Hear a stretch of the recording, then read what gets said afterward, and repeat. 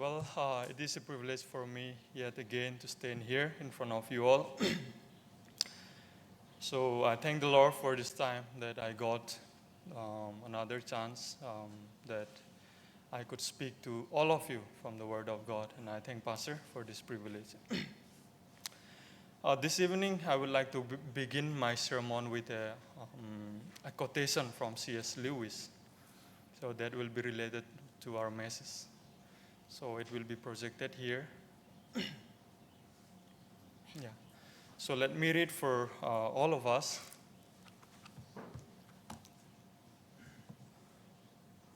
Okay. So I hope everybody can see it. Put first things first, and we get the second things thrown in.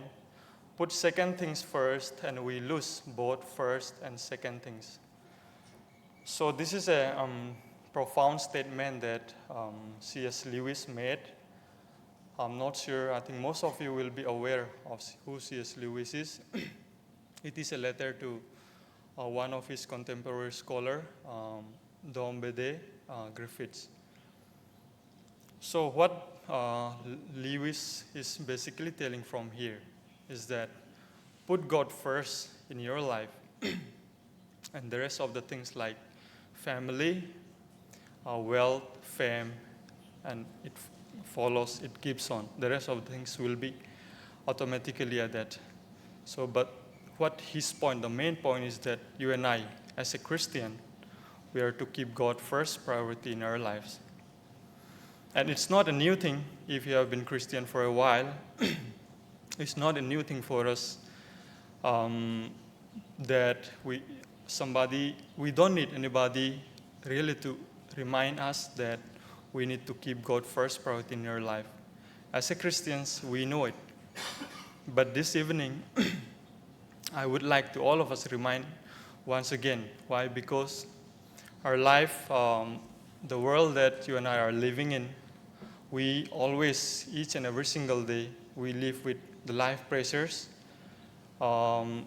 We all face challenges and pressures in our life.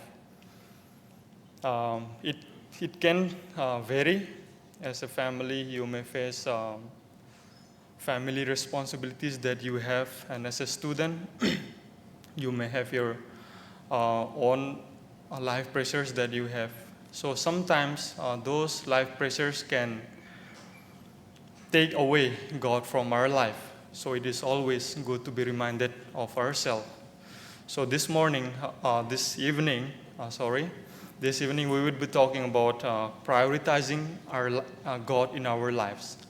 Prioritizing God in our life. So for this, I would like to take all of you to the book of Haggai, chapter 1, verses 1 to 6. Let us all turn to the book of Haggai, chapter 1, verses 1 to 6.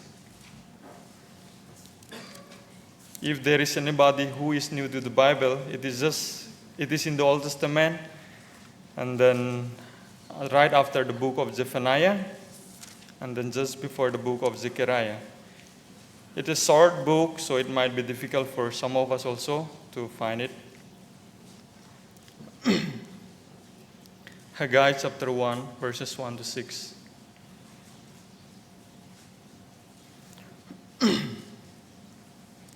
So if you have found it, let me read for all of us. Haggai chapter 1, verses 1 to 6. Verse 1. In the second year, Darius the king, in the 6th month, in the first day of the month, came the word of the Lord by Haggai the prophet unto Zerubbabel the son of Shealtiel, governor of Judah, and to Joshua the son of Josedek, the high priest, saying, Thus speaketh the Lord of hosts, saying, These people say, the time is not come, the time that the Lord's house should be built. Then came the word of the Lord by Haggai the prophet, saying, Is it time for you, O ye, to dwell in your sealed houses? And this house lie waste. Verse 5. Now, therefore, thus saith the Lord of hosts, Consider your ways. You have sown much and bring in little. Ye eat, but ye have not enough. Ye drink, but ye are not filled with drink. Ye clothe you, but there is none warm. And he that earneth wages to put into a bag with holes. So from here, I have just three things that I would like to share with all of you. As we say that our topic is prioritizing God, basically what I would like to share from here, how can you and I, as a Christian, keep God first priority in our life? So that will be the question that I would basically want to answer this evening. How you and I can keep or give God first priority in our life. So if we look at from here, Haggai chapter 1, verses 1 to 6, there are three things, three steps we can say that the book Haggai, the prophet, gives us.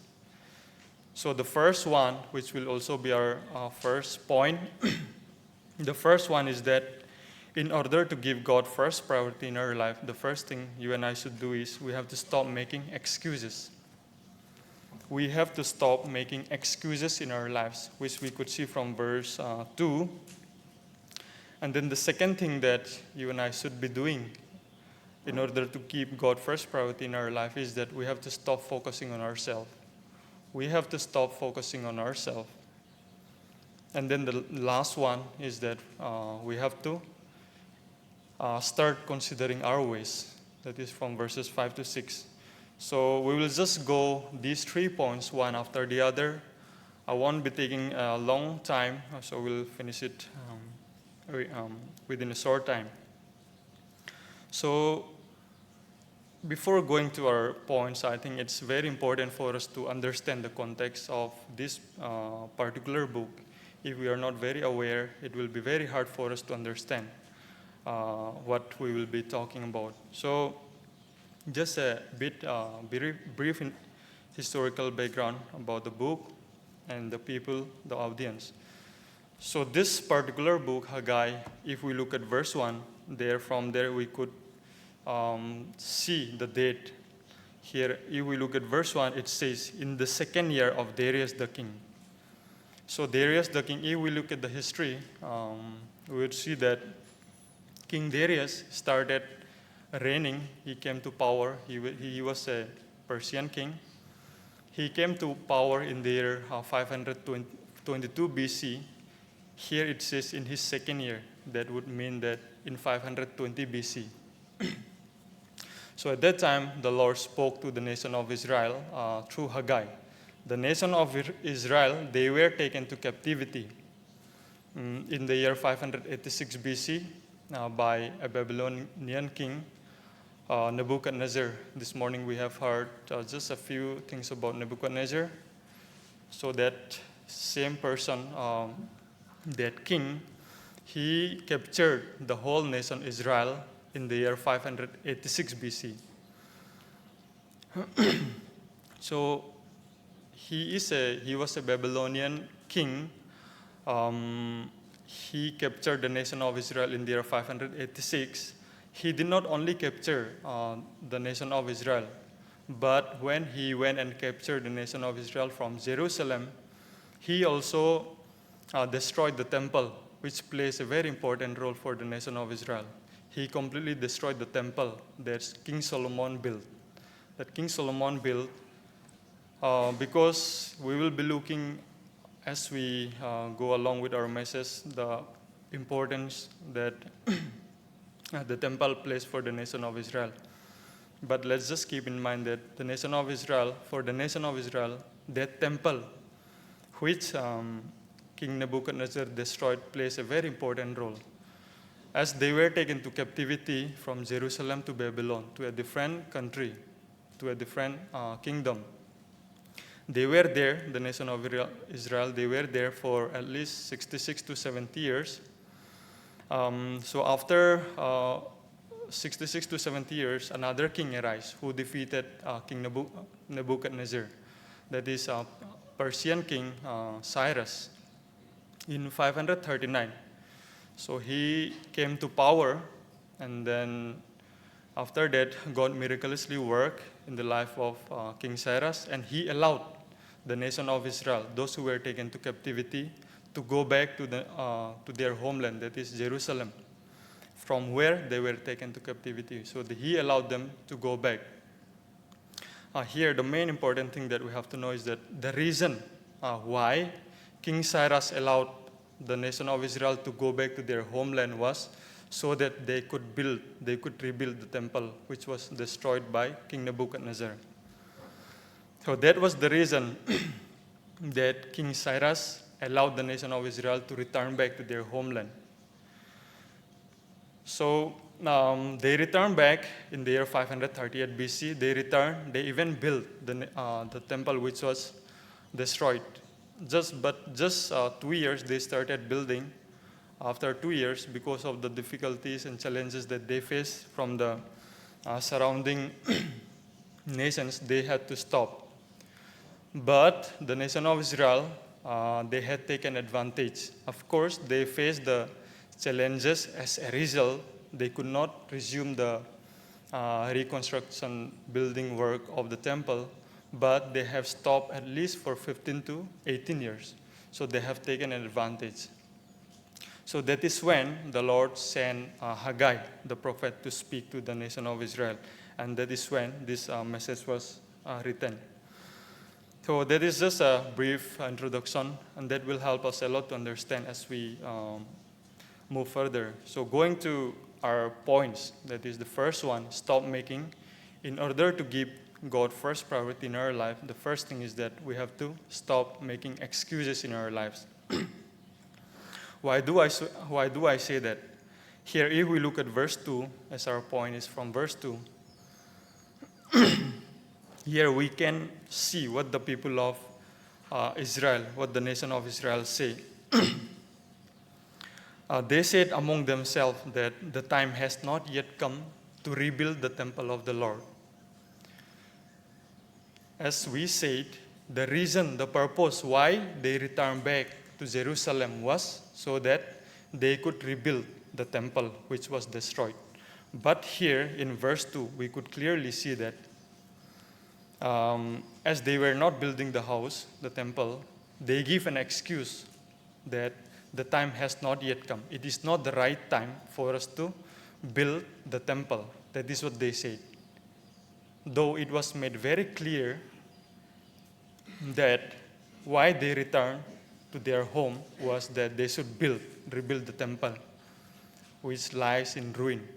But here they give an excuse that it is not the right time for us. So they lie, the nation of Israel, among themselves, and they comforted by themselves, saying that this is not the right time for us to rebuild the temple. So from here, I just would like to draw a few applications for us that even in our lives, we are not so much different. Like I would say, we can't say that only these people made an excuses, but when we look at ourselves, you and I, we know, as I said earlier, we know that we are to give God first priority in our life, but there are so many times that we have lived our life with excuses. There are here not so many parents, but still then all of you will be parents in the future. So one of the most common excuses that parents would make is that their family responsibilities and their love for their children. Whenever there is something that they are to do, the spiritual activities, there will be an excuses coming up from parents' side if we look at their family responsibilities that they have to do.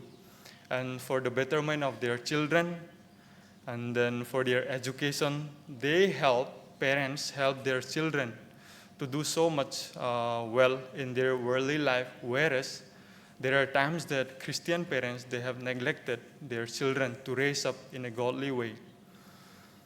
You might have seen in a practical life, I believe there are so many parents, I myself have seen that there are so many parents, Christian parents, who help their children to do in the world so much well, whereas they have neglected their spiritual life.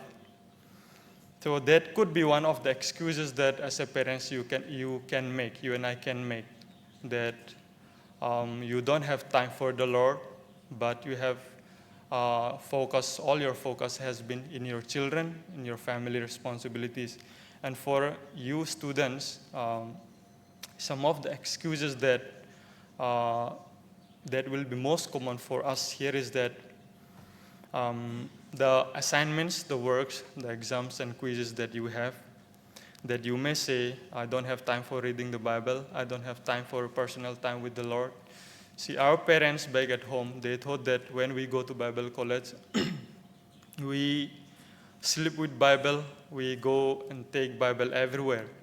And we are very spiritual, we read Bible every day. That is what they think. But that is not the case here. I myself, having been a seminary student, I have experienced spiritual dryness, especially in my first year when I went to a Bible college.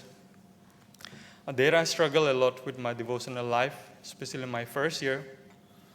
I really had a hard time to spend time with the Lord in the morning, and my personal prayer was broken, and then my relationship with the Lord was not going well. Of course, the Lord held me back during my second year. I did a better job in my devotional life. But here, many of us, we could face the same problem, that you may have time for your cell phone, you may have time for playing with all other things, but there may not be times that you are not giving to the Lord. As a Bible college student, we all are here to have a better relationship with the Lord and grow our relationship with Him. But sometimes it happens the other way. When I was in a seminary, I was focusing on my academics mostly, whereas I neglected.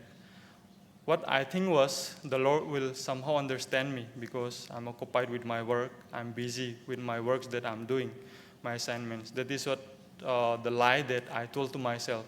And I make an excuse of not having a proper time. And one thing that we should know about excuses are very promising. At the same time, it's quite comforting. But we should not be falling into its trap. Why do I say that it's promising and comforting? Because as you say that I don't have time, and you are making an excuse that you will be doing later. It's not that you are telling I'm not doing it. You're not telling directly that I'm not taking devotion, I'm not going to take devotion, but you are telling I'll do later. And you are just comforting yourself that, and you lie to yourself, I lie to myself that I will be doing it later, but that tomorrow never comes. So we should not be falling into the trap of excuse, though it sounds very promising and comforting. So from here, what we can learn is that let us know, you yourself know the best, and I myself know the best. If you're living in any kinds of excuses, here the Lord asks us to stop it right away. If you're living in any kinds of excuses, there is no way that you can give God first priority in your life.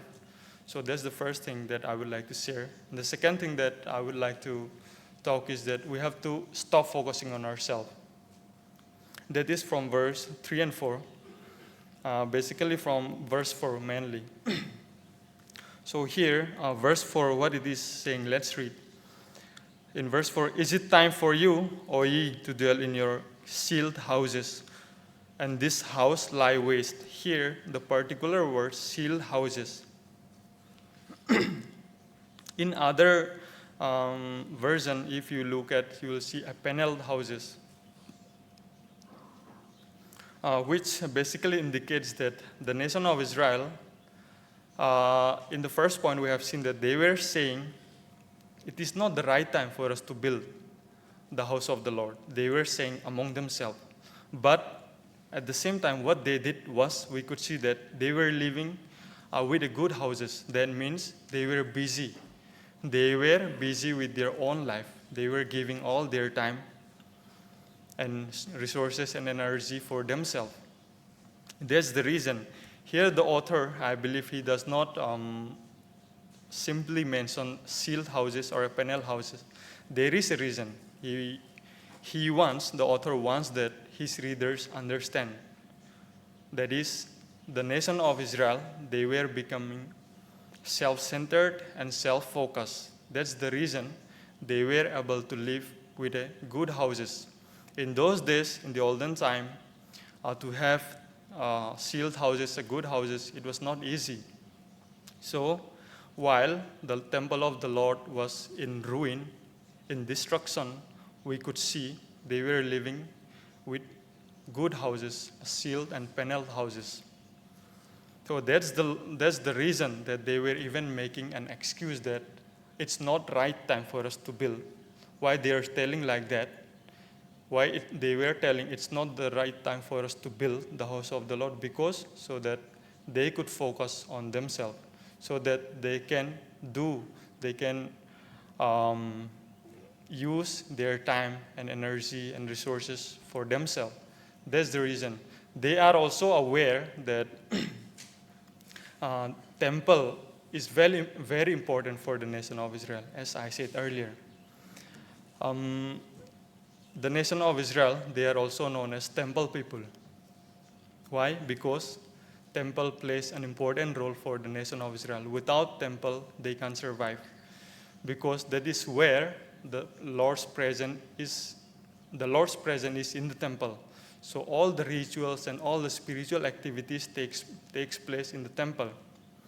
And then they go in here to atone their sins, to ask forgiveness by sacrificing an animal. They go to the temple and confess their sins by getting a high priest who entered to the most holy place and ask forgiveness on their behalf. Now, in this period, we can go to the Lord by ourselves at any time. But in the Old Testament, the nation of Israel, they were supposed to go to the temple and take an animal and give it to the high priest, and high priest will atone the sin of the people.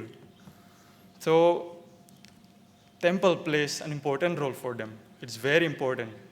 Without temple, it's like the presence of the Lord is not there with them. In that way, we can count it. They are well aware of that, how much temple plays an important role for them. They are well aware. But in spite of that, what they did was they were not focusing on completing it. They were not focusing on rebuilding it and completing the temple. Instead, what they did was focusing on themselves and using their resources, energy for themselves. There is nothing wrong in having good houses or wealth or money. There is nothing wrong in that. But when our all focus is on that, when those the riches or wealth, treasures of this world are taking place in our life, that is when it becomes a problem. When we are focusing on our solely on those things alone, to gain more popular, to be famous, to get more wealth and cars and houses, which you and I can never take when we leave this earth. It's good that we do up to some extent, but when that takes place, when that is replacing God, that is when it becomes a problem. So in this case, the nation of Israel, their priority has been misplaced. What they were supposed to do, instead of doing that, what they did was looking for their own betterment. So that is the problem. That's the reason the Lord was not happy with the nation of Israel. And then, as a result, he sent the prophet Haggai to let them know.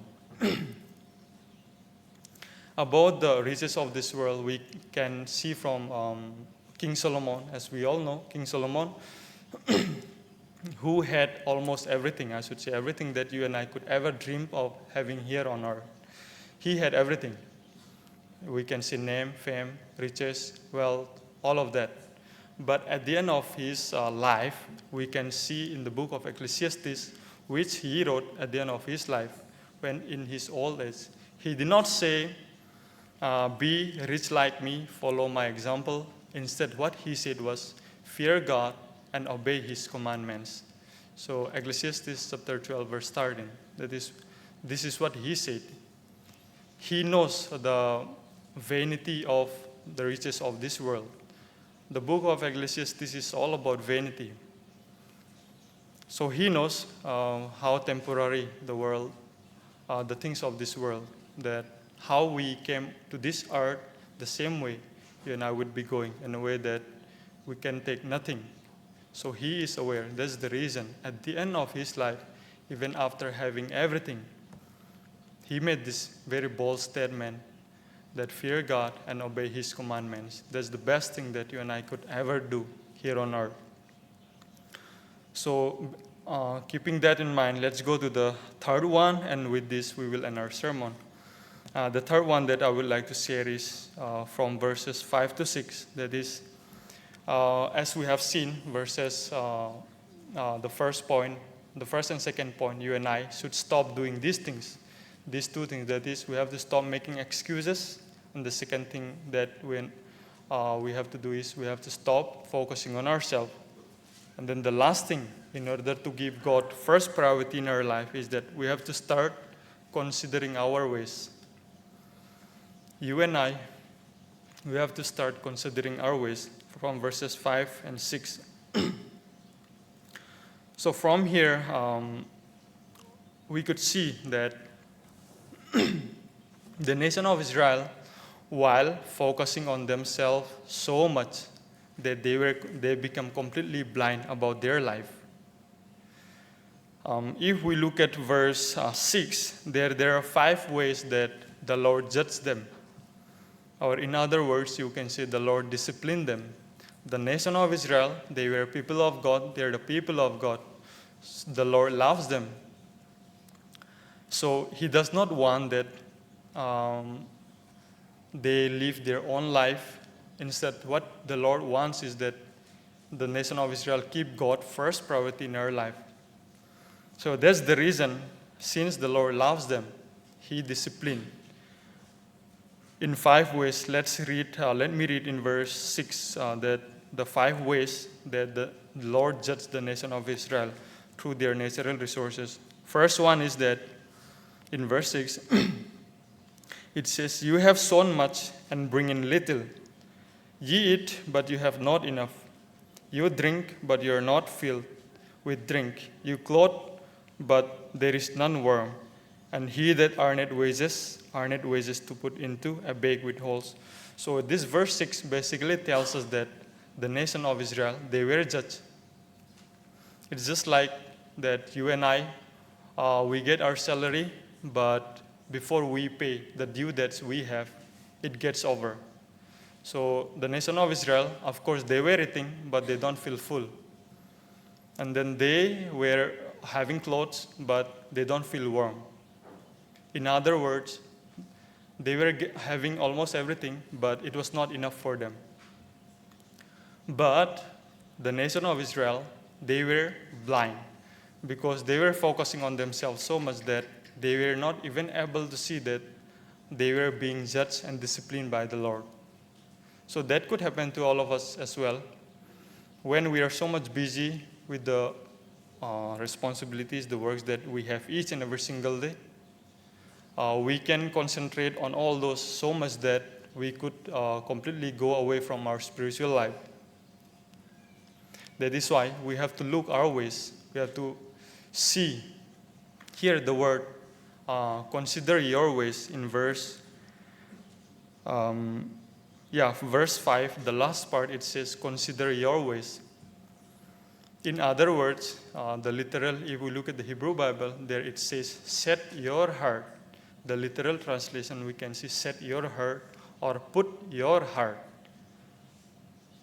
which basically means that you look your heart or your ways where it is going, your direction.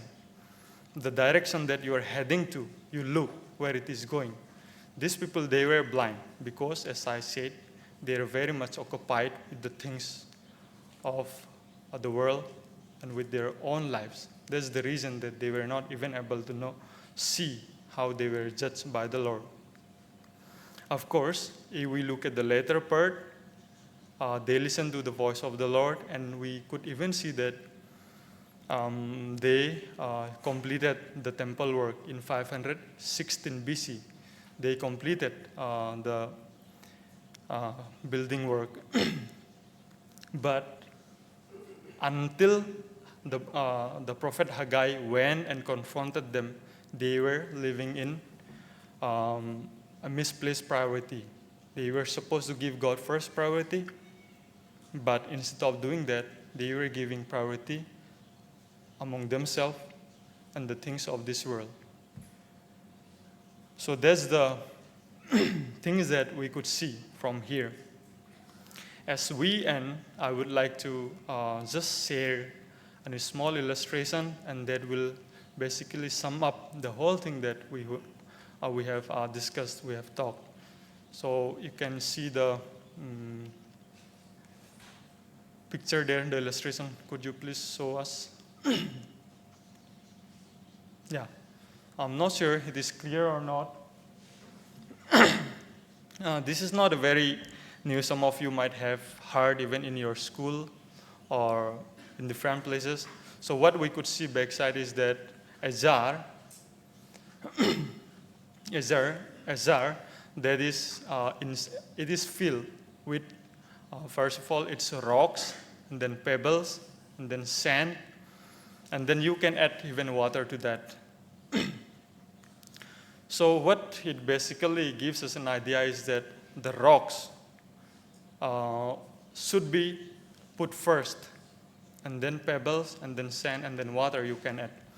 But the moment you reverse the order, for example, you put sand first, and pebbles, and then rocks, those rocks will not fit in all of that will not fit in that one jar. But when you put in order, rocks first, pebbles first, and sand first, all of them will fit. But the moment you reverse the order, all of them will not fit. That tells us that when we give God first, when we put God first in our life, the rest of the things will fit in. But the moment we change the order, like in our life, we put family, wealth, fame, health, all of those, if we put first, then there is no place for God. So this is my encouragement for all of us from this evening sermon, is that let us put God first priority in our life, and the rest of the things will be falling into its order. So may God bless all of us. Thank you.